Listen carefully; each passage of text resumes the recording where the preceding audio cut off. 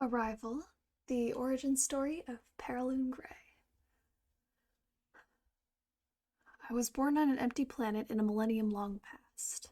Barren fields of faded purple grass stretched as far as the eye could see. As my consciousness grew, I learned the limitations of my body. I could hold my breath for near infinite amounts of time, spend hours soaring in the sky with neither ground nor gust to keep me upright. I was never really sure where the power came from, only that it existed and it never failed me. There was no night on my empty planet, only a sort of perpetual twilight over the violet grasslands. You might call it beautiful if you saw it, but my eyes soon grew tired of seeing the same thing, repeated ad infinitum. My empty planet had two suns, one for each side of the planet, both just far away enough to keep me warm, but not too comfortable. I don't know how much time passed there. I measured it in the leaps and bounds my understanding made as I felt myself grow. One day I could not comprehend what it meant to be alive, and the next I could. Or perhaps that realization took hundreds of Earth years, slow and gradual, and it only seemed instant to me because nothing else was changing. Eventually I realized that I would have to leave. I didn't know what other people were yet, but I felt an indescribable ache I would later come to call loneliness. I spent hundreds of years, or maybe only a few days, trying to find a way to leave my empty planet. I'm still not really sure what I did.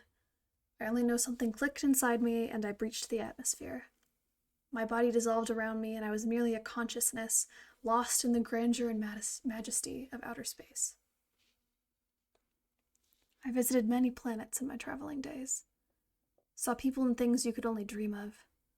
A planet where vampires live in the mountains and come down to eat the people and animals below whenever they feel hungry. I drank blood when I was there.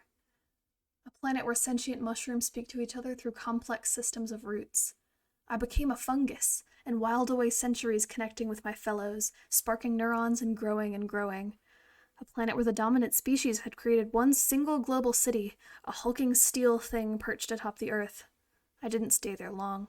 I could almost feel the world screaming under the weight it bore. Nowhere did I find a home.